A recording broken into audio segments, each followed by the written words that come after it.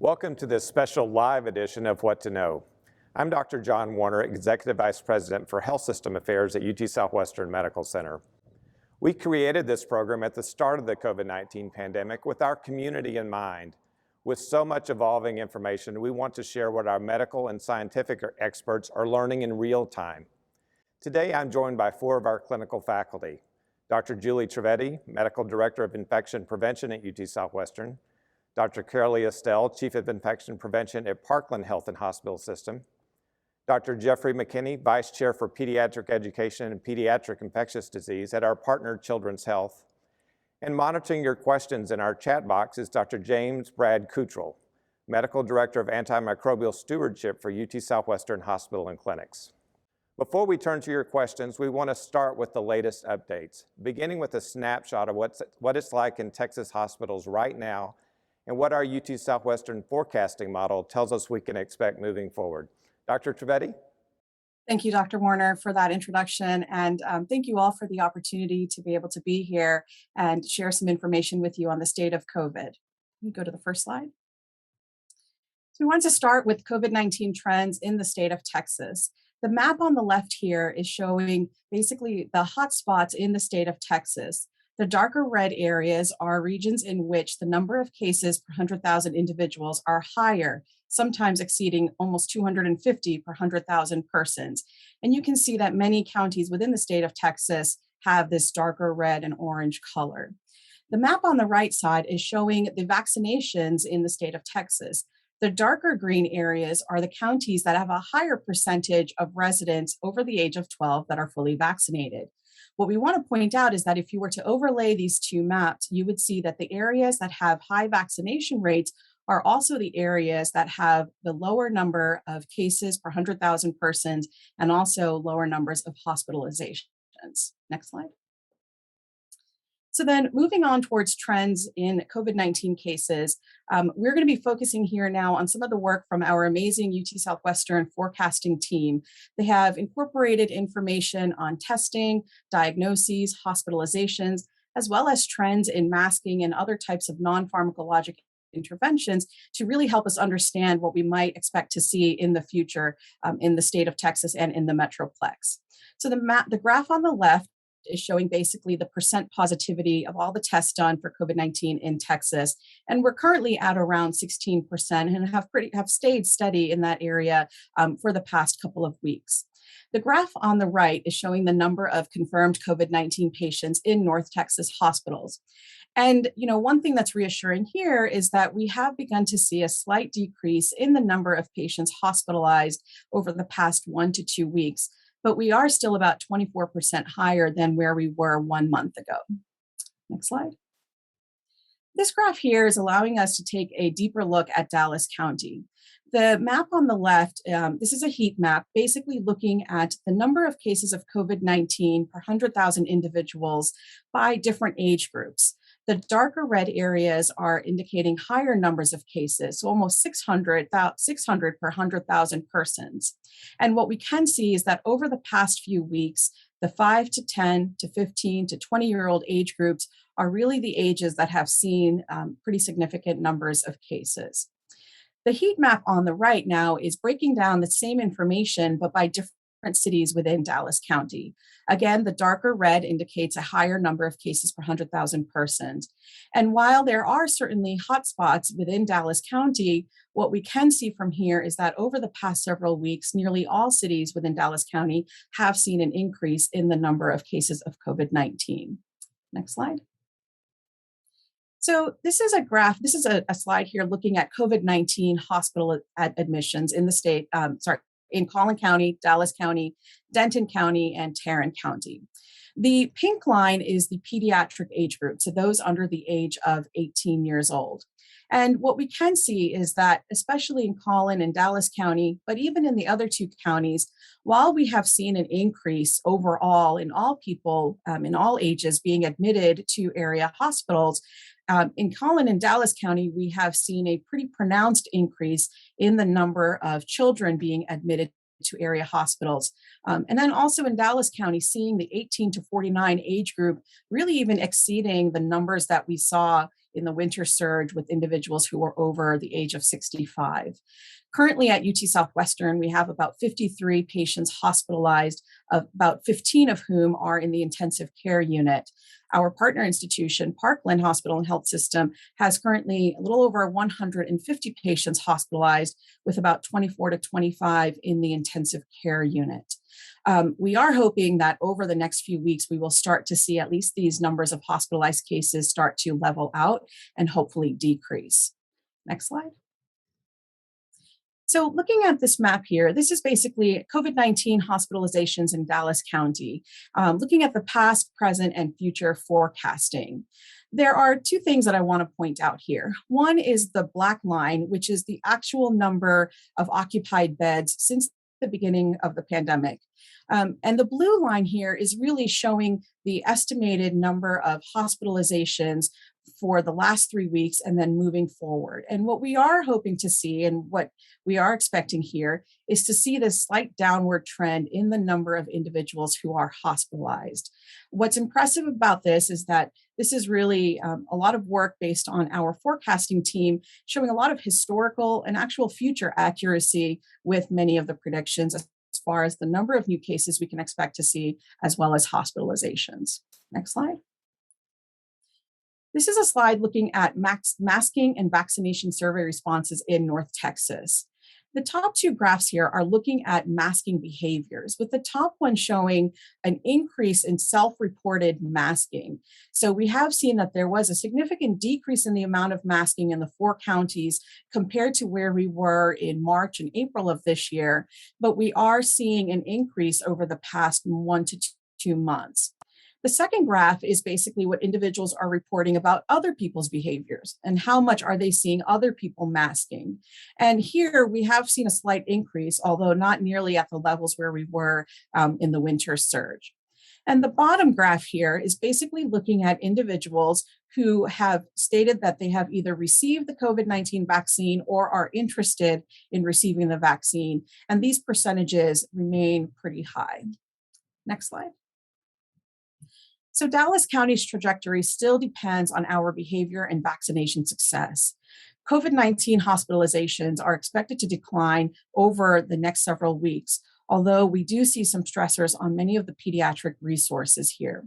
Our current behaviors are the orange line. So this is basically if we have an absence of mask wearing and no type of social distancing or business restrictions in place.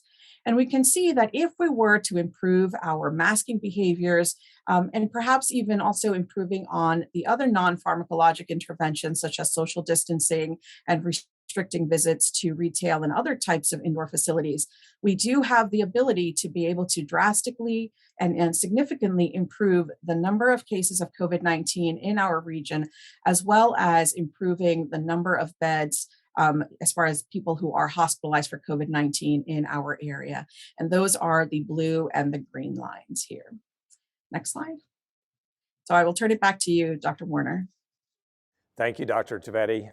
Many of you shared questions in advance of our program, and we really appreciate you doing that. One of the top themes, children. So let me turn to Dr. Jeffrey McKinney for more on COVID-19 in school-age children.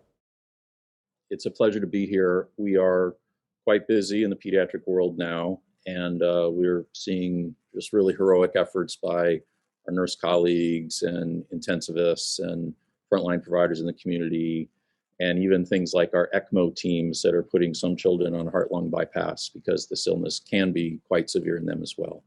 We can move to the next slide. This is actually a paper that Dr. Tvetti mentioned in a previous What to Know session. I really like it. It's from the United Kingdom. We're learning a lot about this disease from worldwide scientific and clinical research. The take-home point of this figure, which comes from a really creative study in the United Kingdom where they had people record their symptoms by cell phone, more than 250,000 participants, children who'd been diagnosed with a positive COVID test, is this shows you the symptoms that they were reporting. I think that in addition to this being sort of an aesthetically pleasing slide, it has some important lessons. One is, I cannot just look at someone and tell they have COVID, and no one can. And that's one of the real challenges here. The fact that there can be children infected with COVID that have non-specific or even silent symptoms has been a real challenge for us. I will point out the anosmia comment that's about 4 or 5 down. That is a fairly specific but not sensitive finding. I have a dear friend who's one of the graduates of our UT Southwestern residency program who still cannot smell after getting COVID, probably in his office. Next slide.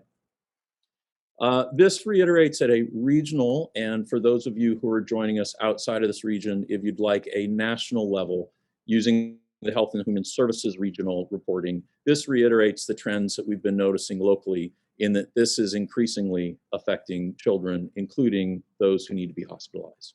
Next slide. And then the other thing that you may have heard about in the news is there's this interesting presentation called MISC, Multisystem Inflammatory Syndrome in Children. It looks a little bit like Kawasaki's disease, but it appears to be different. One of the challenging elements of this is some of the children who get this MISC had no symptoms whatsoever about 2 or 3 weeks earlier. This is part of the disease that we're figuring out how to deal with and we're having to adjust to as the pandemic evolves. Next slide.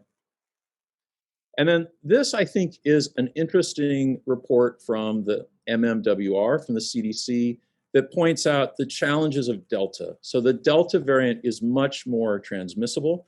This was a case report from a school in California, which illustrates some important principles. An unvaccinated teacher who had mild symptoms, but she thought that maybe it was just her allergies, took off her mask long enough to read to her elementary school class and proceeded to infect 12 of the 24 children with the seating chart shown at left. If you move on to the next slide, this investigation by the CDC subsequently showed with this epidemiologic study, secondary transmission, first to people in the class, then to people who came over to those children's homes for sleepovers, then to their relatives. This next slide shows that sort of transmission pattern as well, which just reiterates that things are happening with COVID transmission that we never know about as an individual who may have the virus and can spread it to secondary and tertiary and cases beyond that. Next slide, please. So what do we do with kids and sending them to school? This is hard. The CDC has a very helpful website that's been updated and I think gives very thoughtful, common sense, and scientifically directed advice. The main overarching theme is try to figure out if they have COVID. Try to get a test so you can figure that out. And then also build a relationship with your caregiver, your pediatrician, so that you don't have somebody who stays home from a semester of school because they happen to have asthma, or they happen to have allergies. Trying to figure out if they do or don't have COVID with the benefit of the really high quality tests is central to these strategies. Next slide. And then we'll probably talk about news that may roll out even during this meeting in terms of what advisory committees are suggesting. It looks like the Pfizer vaccine, the first to reach the point in its study to share its data, does induce a strong immune response in younger children. This could be wonderful news. Next slide. And then also, I think because this is an evolving story, you're knowing where to go for trusted sources of information and updates. I've mentioned some already. The CDC, the FDA, the American Academy of Pediatrics has updated guidelines. And then I believe my last slide references this resource, which has short snippets with pediatricians around the country talking about the sorts of questions that continue to come up. I think that's all I have. Thank you very much. Thank you, Dr. McKinney, for those updates. Before we get to our question and answer portion of the program, I've asked Dr. Kelly Estelle to discuss what has been dominating so many of the headlines, booster doses. Dr. Estelle? Yes, thank you so much for having me. This question really is at the top of the minds of many, many individuals. So next slide, please. We'll discuss some of the factors that are looked at when considering boosters for the population. The top figure here shows us the difference in cases, hospitalizations, and deaths of those who are fully vaccinated in the blue, which remains very low, compared to those not fully vaccinated in the black, which has much higher incidence in not only deaths and hospitalizations, but also just the positive cases for those who are not vaccinated. And as has been discussed, the Delta variant is much more contagious than the other variants and is now predominant variant in the US and here in Texas. When looking at these comparisons of vaccinated versus unvaccinated, since the Delta became the most common variant, fully vaccinated people have 5 times the reduced risk of infection, more than 10x reduction in the risk of hospitalization, and more than 10x lower risk of death compared to those who are not vaccinated. Next slide. And it's important to note that while the vaccine effectiveness against Delta is somewhat reduced from alpha and wild type variants that we've had previously, all of the currently available vaccines are still highly efficacious at preventing urgent care visits and hospitalizations, even across the age spectrum, in the months since Delta became predominant, showing that this high level of efficacy is maintained with Delta in real life setting. And so we can see with Pfizer and Moderna, Pfizer reaching 77 to 80% efficacy at presenting this more severe illness, and Moderna 92 to 98% effective, and J&J being 60 to 65% effective, and still having high levels of effectiveness in our elderly and our younger population. Next slide. One category of reasons that we consider repeat injections is the impact of the variants themselves that we just talked about. But another is when we look at is waning immunity. And in this figure from Pfizer's VRBPAC briefing, they demonstrate that the adjusted vaccine effectiveness over time does decline. Next slide. Additional consideration is also given to immunocompromised patient populations. They're considered separately because baseline vaccine efficacy in those with immune systems that don't function optimally, even after the second shot, is as low as 59 to 72%, according to the CDC. So a third dose of vaccine serves with the intent of augmenting the initial vaccine response in immunocompromised individuals to try to get them to the levels more similar to that of their immunocompetent counterparts, or those who have immune systems that function more optimally. Right now, a third dose of mRNA vaccine is recommended and available for those who are immunocompromised. And those immunocompromising conditions are things such as those who have cancer and malignancies that are on chemo or other cancer treatments, those who've had organ transplants or stem cell transplants, those who have moderate to severe primary immunodeficiencies, advanced or untreated HIV, and anyone on high-dose corticosteroids or other immunosuppressants as guided by your discussion with your providers. Next slide. Immunity derived from natural infections and vaccines decreases over time. And as we discussed moments ago, this has been demonstrated to be true with the current COVID vaccine as well. So booster shots are intended to re-stimulate that immunity after the initial antibody response starts to wane. So to reiterate that, the third doses is really meant to help our immunocompromised individuals reach a level of vaccine response of normal patients after 2 doses. And the boosters are meant to address the general population's natural decline in immune response that occurs over time. And so when we, right now, the FDA's advisory committee just met on September 17th, and they've made a preliminary recommendation to consider boosters at about 6 months for those who are older than 65, have severe illness like diabetes and obesity, and to consider for healthcare workers and teachers on the front lines. Right now, and this week, hopefully in the coming days, the CDC will be meeting to make formal decisions and recommendations on that consideration. And the Biden administration is right now planning to try to do boosters at 8 months after vaccination. Next slide. And to remember that all of these things together are what's important for preventing and reducing transmission and protecting ourselves. We want to continue to mask, continue to do good hand hygiene, distance as much as able, and get vaccinated. Thank you. Thank you, Dr. Estelle. As I mentioned during my opening remarks, we're ready for your questions now. And another one of our infectious disease experts, Dr. Brad Kuchel, has been monitoring your questions in the chat. Dr. Kuchel, what can we help clarify for our viewers so far? Yeah, thank you so much, Dr. Warner. We're getting a lot of great questions in the chat, as well as a number of important ones that were pre-submitted. I'll start with a number of questions about updates about the new variants and questions about, are we working on boosters that are specific for those new variants? So here at UT Southwestern, we have been doing sequencing of all of our positive cases starting in January of 2021. And we, as well as other people around the country, are seeing that by far and away the dominant variant that we're seeing is the Delta variant. Greater than 99% of all cases really in Texas, as well as across the country, are the Delta variant. And this is likely due to its increased risk of transmission or contagiousness. There have been reports, and we've reported a small number of cases with the Lambda and the Mu variant, both of which originally developed in South America. However, so far, none of the other variants appear to have been able to outcompete the Delta variant.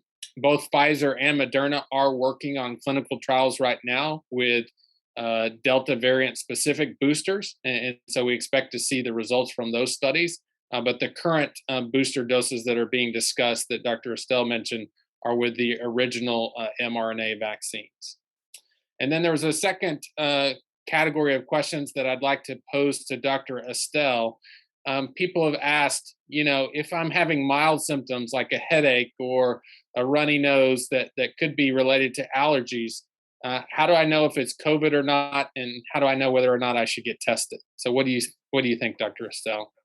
That is a really great question, and it really is going to be sort of situation dependent. We want to have, if you've been around anyone who's had COVID recently, if you have a known exposure, or if you've recently been engaging in activities that are at higher risk of having exposed you to COVID, then you're going to be more sensitive to those more mild symptoms. That likelihood of that being COVID is going to be much higher compared to if you've really just been in your house for the last 2 weeks, not interacting with other individuals. Certainly, if you have any fever, raised elevated temperature at all, I would definitely seek out testing regardless of your exposure history. But I would strongly consider getting tested if you've been out and about in any settings, if you have even mild symptoms, especially if you're around many young children, as there is a lot of transmission there as well. Thank you. I'll turn it back to Dr. Warner. Great. Thank you, Dr. Kuchel. I'd now like to share a question someone wrote us, and that's about vaccination and infertility. Dr. Tveti, is there a link? Thank you. That's a really great question and something that's very important. No, there is not a link between vaccination and infertility. There have been many studies now that are showing the rates of miscarriages in people who've been vaccinated comparing to those who have not been vaccinated. And there is not any higher risk of a miscarriage in someone who is vaccinated. We have been seeing many, many cases in pregnant persons, and the one surefire way to be able to protect your unborn and then newborn child is to become vaccinated yourself when you are pregnant, because those antibodies will then pass on to your child. Dr. McKinney, one of our most frequent questions we get on this program, and certainly in our daily medical practice, are from parents. We know that a little cough, a slight runny nose, fatigue are signs of COVID, as both you and Dr. Estelle have mentioned, but they're pretty common in school-age kids as well. So how do we balance protecting our kids' health, but also ensuring that they're not missing school unnecessarily? I was talking with my dad about this, who lived through the polio epidemic, who said my grandmother locked him in his home for an entire summer in Des Moines. That's probably not the right approach. And yet, the fact that we do not have vaccines for children yet, as we've seen with our hospitalizations and our positive results, means that they are particularly vulnerable right now. And so as this virus rips through the young population who are not protected, the likelihood that your child was exposed to someone who you may not even know if they were positive is high enough that I would continue to be quite cautious and talk with your pediatrician, consider getting a test. There are some symptoms that are less specific than others, but if you have a child who has a fever, in general, good school nurses would say already, please don't send them because they may be contagious. But in the time of COVID, I would escalate the workup sooner to say, we need to figure out whether this is COVID or not. And then if you have somebody who has asthma and is wheezing, and you know what an asthma attack looks like, and it's no different from that, there too, your pediatrician can help you say, we don't want you to miss an entire semester or fragments of a semester that interfere with childhood development. You know, the importance of learning how to read or learning your multiplication tables, that's huge. And so cautious, more cautious than we would have been before, more cautious until we can get the vaccine, but then also try not to just keep them so they don't have normal activities over the course of a full semester. Thank you, Dr. McKinney. Dr. Kuchel, I'll toss it back to you so you can share a few more questions from our live chat. And thanks to those of you who are submitting questions. Thank you again, Dr. Warner. We're getting a lot of interesting questions about the role of natural immunity. So I'll talk a little bit about what do we know after someone's had SARS-CoV-2 infection. We know that in the immediate, probably 3 to 6 months after that, you do have protection, but we do know that that immunity can wane over time. We also know that some of the newer variants, like the Beta variant and the Delta variant, may be able to partially escape that natural immunity.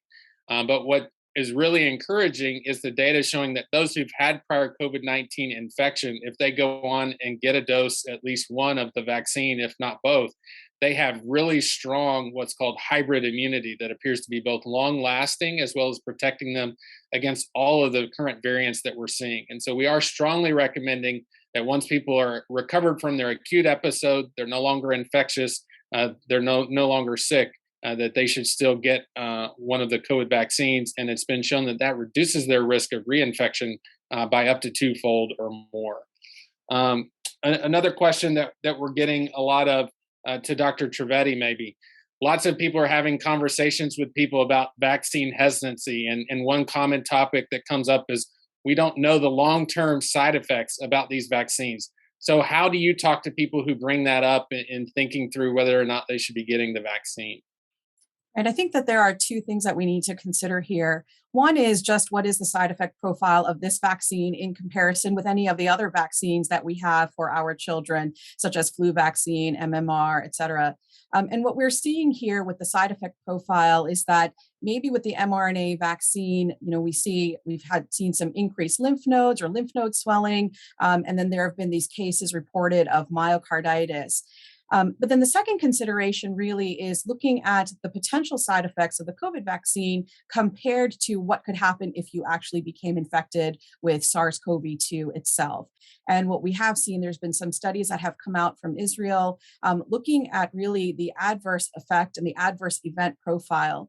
Having natural infection with COVID-19 puts you at much higher risk for having problems with kidney development, as well as maybe heart problems, developing blood clots in the legs, and many other potential organ systems being involved compared to the vaccine. Many of these symptoms might persist for long periods of time. So we are still really learning about the long-term effects of natural infection from COVID-19. And so far, we have not really seen those types of long-term effects from anybody who's been vaccinated. Dr. Trivedi, I'll ask you a follow-up question to that question, which is side effects for booster doses. So, you know, we are seeing a number of people now getting booster doses, and with guidance later this week, we're expecting to be providing more booster doses. Are there differences in side effects from the first 2 doses of these mRNA vaccines, or the first dose of J&J and a booster dose that we're hearing about? Yeah, so many of the side effects are actually similar, but seeing increasing numbers of people who are experiencing some fatigue, muscle aches, and maybe just some low-grade fevers, which are similar to what some people had experienced with their first 2 doses, but looking to see that slightly higher percentages of people might experience these symptoms compared to previous with the first 2 doses. Dr. Estelle, I'll go back to you. This is booster dose week in terms of the discussions that we're all hearing from the FDA and the CDC. So we already know a little bit about how that is playing out, and many of us will not qualify for boosters because we're healthy and received a previous COVID vaccines. And so tell us what that means for us. Are we seeing these effects waning? And how should we think about whether we've received the Pfizer, the Moderna, or the J&J vaccine with what we know so far? So as we've talked about, yes, waning immunity or that immune response is sort of declines over time or the briskness of it. That is true and that is happening. However, it is also important to note that this far out, the data is still showing very strong effectiveness at preventing severe disease, i.e. those needing to go to urgent care, getting hospitalized and dying from it. Even in that setting, we are seeing breakthrough cases that occur, but with very mild or asymptomatic disease being the vast majority of that. So I would say that right now, even if you don't qualify for a booster shot at this time, the vaccine is still working for you. And it's also important to note that this is also why it's still important to continue with good hand hygiene, to continue masking when you're going out and with other individuals, and to continue distancing as much as you can. But these vaccines are still working very well, even at 8 and 9 months out, at preventing hospitalization and death, just by virtue of looking at the proportions of those who are hospitalized. Is the vast majority of those are unvaccinated. Thank you, Dr. Estelle. So, Dr. McKinney, these are complicated times for parents as their kids are back in school. For many families, the kids are back in school for a month or so. What additional advice can you share with parents who want their kids to be able to be kids but still have to navigate the ongoing pandemic while they're learning? I think this is going to be a really interesting generational cohort. Decades from now, they will all be much more sophisticated at things like epidemiology and virology than previous generations. Some of that can start at home. Talking with your children in a stage-specific, appropriate way about what's going on, ways that they can help stay safe, ways that they can help other people stay safe. And that includes things like the vaccine, which still is by far the most effective tool we have, and it's been just a gift. And then also things like masking and trying to think about your activities with other people and separation, and even really thoughtful discussions about who's at risk and doing something for you, but also for your friend and for your friend's grandmother. And so I think that this is going to be a real opportunity to educate our children about science and about how to be kind fellow citizens. And then try not to make it so they're just freaking out. And kids at different stages will internalize these messages in different ways. And so asking follow-up questions about, well, what do you think about this, can lead to some just beautiful conversations. But I think teaching them about vaccines, masking, some elements of viral transmission, this is a real opportunity and it shouldn't be wasted. Thank you. Dr. Kuchel, we'll toss it back to you. I know you've been monitoring the questions in the chat. Yeah, we got a lot of good questions coming in. This one I'd like to pose to Dr. Trivedi. I know you talked about earlier that there's no link with infertility, but any updates on the safety of the vaccines in pregnancy? And what are we learning about the severity of COVID in pregnancy? Yeah, so great questions and certainly relevant to what we're seeing right now. We've been hearing about stories in the news almost every single day about pregnant women who've either experienced miscarriage from having had COVID-19 or pregnant women who have either lost their lives or sometimes even, unfortunately, the lives of their unborn child or their newborn child who have become infected at the time of delivery, perhaps. So we are certainly seeing severe illness in pregnant women. And this is really important to consider because during pregnancy, your immune system overall is slightly suppressed compared to when you're not pregnant. And so while these things will help you to maintain a healthy pregnancy, we do know that becoming infected with COVID-19 can have really harmful effects, especially when it comes to circulation to the placenta, providing adequate nutrition to the baby. And then, of course, even the impact if you as the mother were to become severely ill and what that means as far as the health of the newborn child. So what was your first question again, Brad? Yeah, any increasing data on the safety of the vaccines in pregnancy? We know they were originally excluded from the clinical trials, but what do we know about, are they safe to get the vaccine in pregnancy? Yes, they are certainly safe. We've had many studies that have looked at basically real live examples and situations of cohorts of women who have been vaccinated, over 30,000 women having been vaccinated compared to those who have not been vaccinated. And again, there has been no increase in the number of women who experienced a miscarriage, loss of a pregnancy, or really any other types of serious adverse effects from vaccination. So they have been found to be very safe. And really, there is no bad time during the pregnancy to get vaccinated. So we don't worry about whether you are in your first trimester, second trimester, or third, or even if you are in stages of considering pregnancy. Yeah, thank you for that wonderful information. I'll turn now to Dr. McKinney. Lots of questions about vaccines in children, and I know you touched on this, but any updates on timelines for when vaccines may be available for different groups of children? And then specifically, what are we learning about the risk of myocarditis, particularly in adolescent males, and how should parents be thinking about the vaccines in that group? Those are very timely questions. And in fact, you have to be careful in these settings that you don't pretend you can predict the future. However, thus far, the system for vaccine evaluation in the United States has gone quite well. The data streams are large, they are thoroughly collected, they are complete. And as is usually the case for new medicines, they have started with one population and expanded to others, with children being really the burning need right now.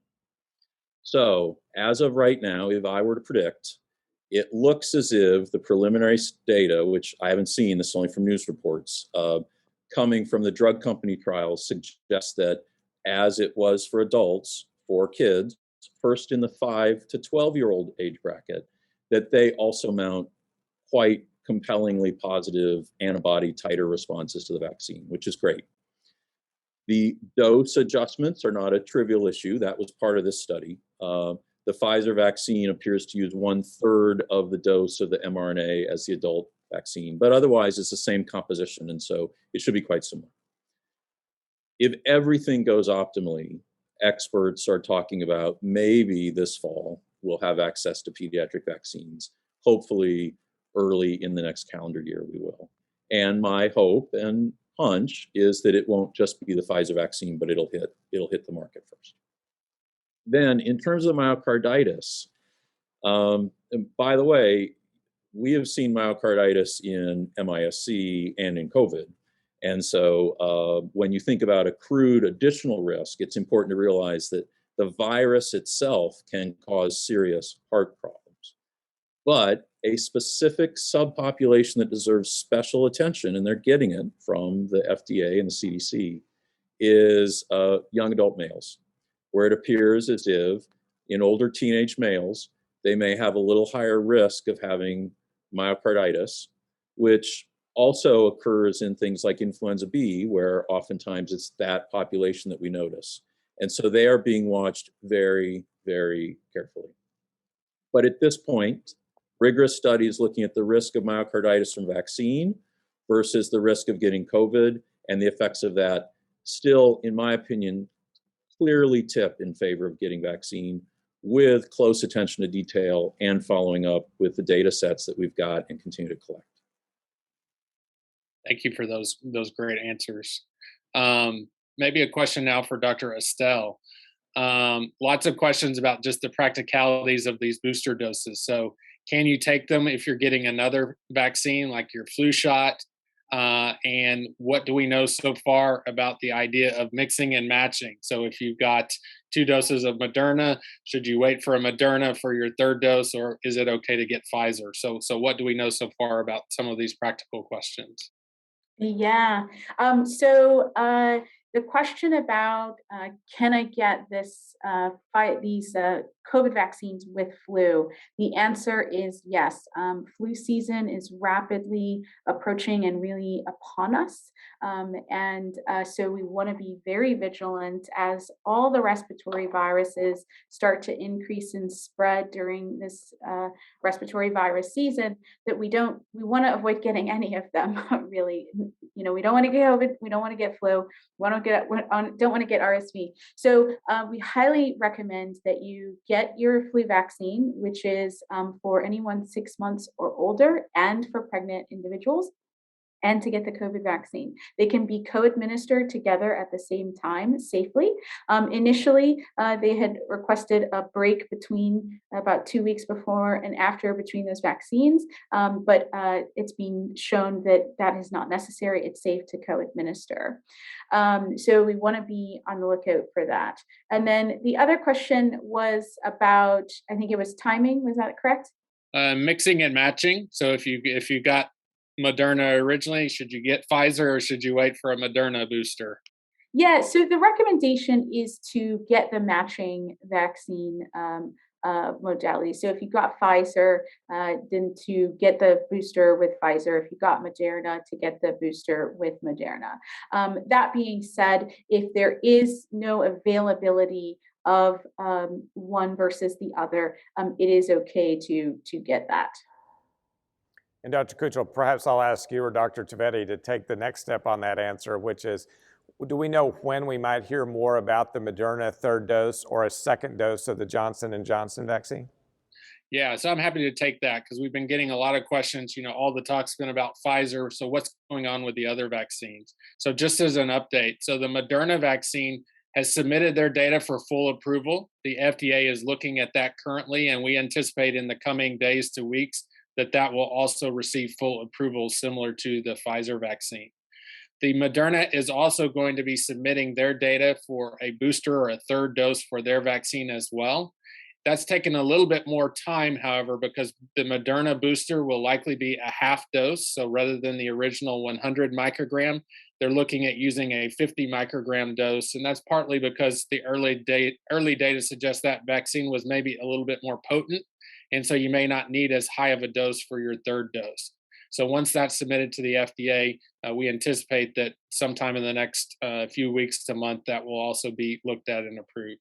And then finally, and I think encouragingly, J&J just reported on, again, in press release, so we'll have to look at and analyze the data on the impact of getting a second dose of J&J, which also appears to boost and strengthen the duration and the amount of immune protection. And so the FDA will be reviewing that data and most likely recommending a second shot for those who have received J&J. And perhaps I'll ask a quick follow-up to Dr. McKinney on the very good questions that were asked earlier about kids. We're learning more with the data, obviously, for kids in that age 6 to age 12 age group. Any idea when we might know more about toddlers or preschool children and when they might be eligible for a vaccine? Yeah, the short answer is, I don't know. People are moving as quickly as possible. That data set will be the last to be collected and reported. I am hoping that in the next year, but that's just a guess. That's just a guess. So far, the interval steps from one age group to another have gone without a hitch, but we want to be very thorough and thoughtful about this. I predict that the 5 to 12-year-olds will probably have options to help protect them, and that'll clearly be before the younger kids. And what about what we're seeing in terms of COVID infections in that younger age group? You're obviously at one of the busiest hospitals in the state. Tell us what you're seeing in those younger children. Yeah, one of the challenges with our pediatric cases is, while early in the pandemic, when I would get a call about a patient who we thought might have COVID, I was able informally to sort of apply pretest probability in terms of, well, do they have cancer or do they have other pre-existing conditions? One of the profoundly humbling parts of the Delta variant spread through a higher population is, a higher percentage of the population is, we cannot predict a priori who's going to get it and who's going to get it in a severe fashion. And that's been one of the things that's really been a challenge. So we have had newborns with it. We have had toddlers with it. With our younger kids, we've had a lot of people with the MIS-C. So this is a pediatric disease. Like some other viruses in this family and diseases like SARS and MERS, it appears as if adults were hit hardest. But just because you're a child does not mean you're safe. Dr. Kuchel, I see we got some more good questions coming. Yeah, we do. I'll throw this one to Dr. Trivedi. We're getting some good questions about what have we learned. Obviously, long term, the vaccines are going to help us get out of this, but in the short term, what have we learned about the effectiveness of masking and other interventions like that? And what should parents be doing in terms of advocating or encouraging masking, say, in a school setting? Perfectly relevant questions, especially since I do have two school-age children. And, these almost become conversations that we have every day. So, I mean, when we think about how COVID is spread, this is a respiratory virus. So it's predominantly spread by your respiratory secretions, whether those are in a larger droplets, as you might see with the coughing and sneezing, or sometimes even in smaller airborne type particles that we've been hearing about. And those can stay suspended in the air. And a lot of this is what went into the guidance from the CDC about determining what your exposure might have been with 6 feet distancing and 15 minutes of time. And, really when we have a mask, what it does is it not only protects us maybe from breathing in what might be in the environment, but it also, the main thing is that it helps to prevent us from shedding those particles into the environment around us. We know that indoor spaces are a much higher risk setting than outdoor spaces, and things that can be done to help decrease the risk of COVID in those settings are to have some of the distancing between people in a room and having really adequate ventilation as well. And this is assuming that everyone is masked.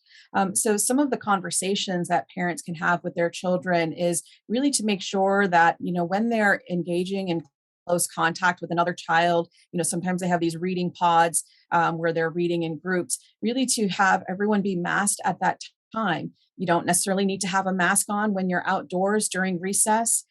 Lunchtime has become an interesting question because, last year, many of the schools had these plexiglass shields or different types of measures that can help put some distance between kids, and those things have since gone away. So, you tell your child, take your mask off for when you're eating your lunch, and as soon as you're done eating, to put it back on. Always wash your hands and try to avoid touching your face and your mouth, which we know can be really challenging for children. So they understand that when they put on a mask, it's to protect themselves and to protect others around them.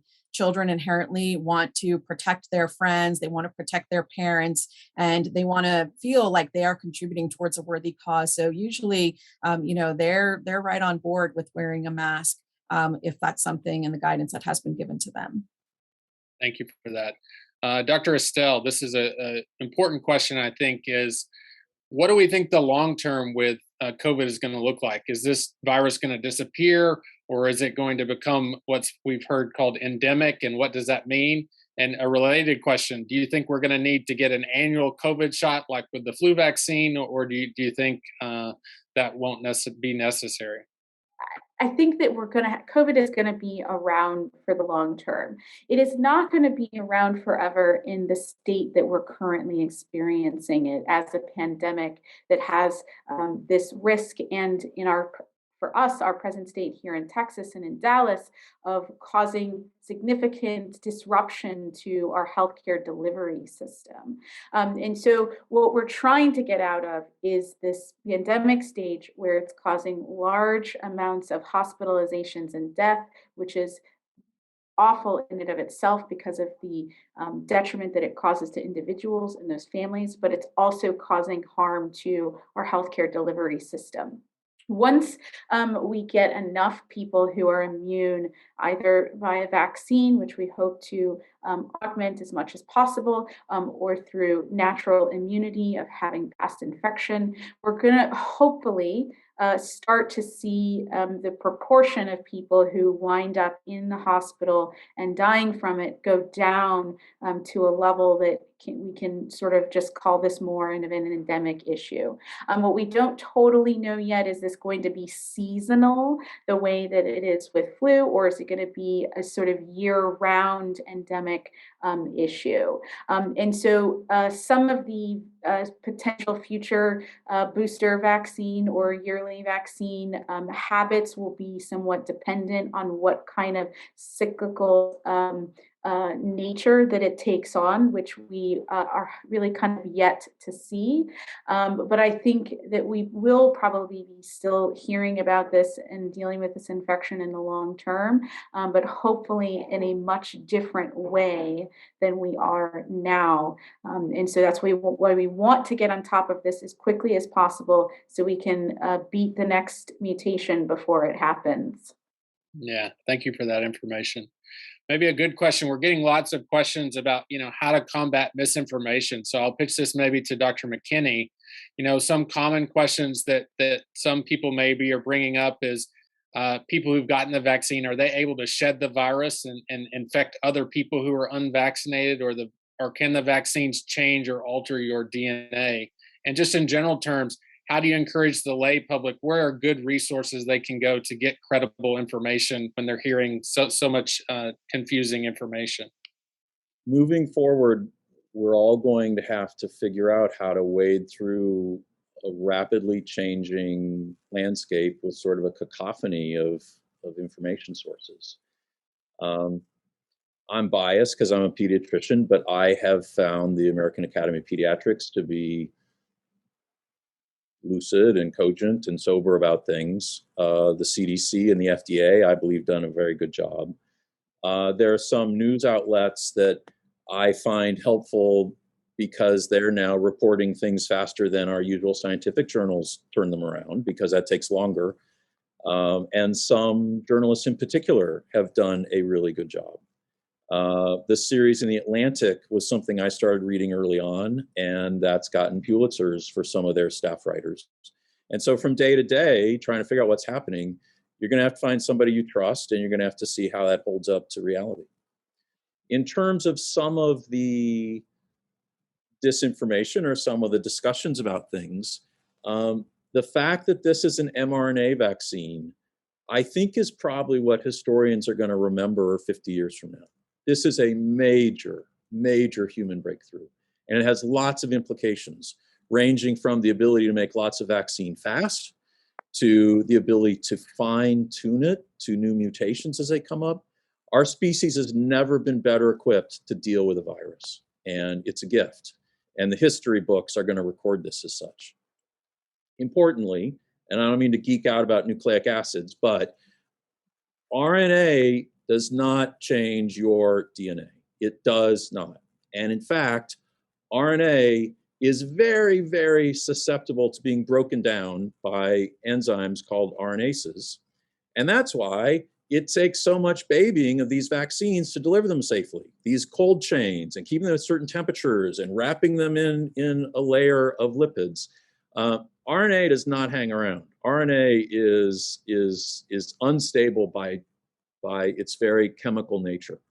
That is not going to change our genome. It's not going to change our genetics. It's going to deliver a snippet, which is so much better than giving somebody a live virus, a snippet of what it takes to fight this virus on the spike protein, for example.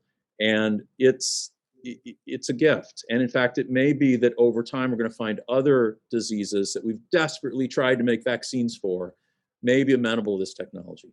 So the RNA element is actually one of the strengths of this whole story.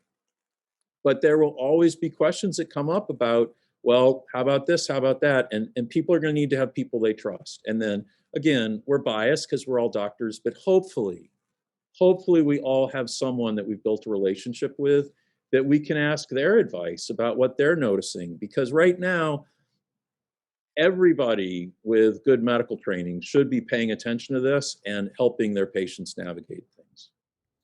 Dr. Kuchel and Dr. Trivedi, this a topic that you and I discuss frequently in our roles at UT Southwestern is travel.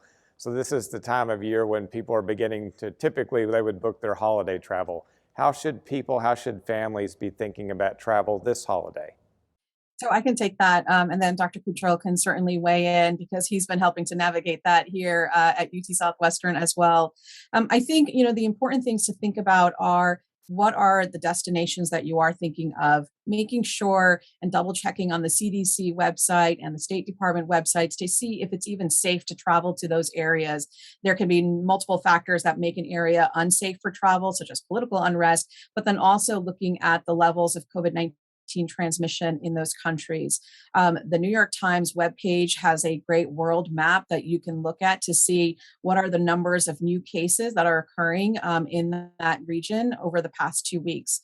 The other things to consider are, how are you planning to get there? Are you planning to fly, drive, or some other type of transportation? And then the types of activities that you want to engage in. Will they be predominantly outdoor versus indoor? Are you going to a location that is in peak season where the likelihood of meeting other people who could possibly be infected with COVID is pretty high? And then lastly, but probably more importantly, is to really think about your family and your individual situation. How many of you in the family are vaccinated? Are there people who are still susceptible to severe disease, maybe despite vaccination, that if they were to get COVID, it could be something disastrous for them? So really thinking about balancing the pluses and benefits of a vacation with the potential risks and the implications for your own family. Yeah, I think Dr. Trivedi's comments are spot on, and I don't have much else to add to that. The other thing that I would say, right now the news has been primarily focusing on boosters, and those are certainly important for certain groups of individuals to enhance the individual protection that they have.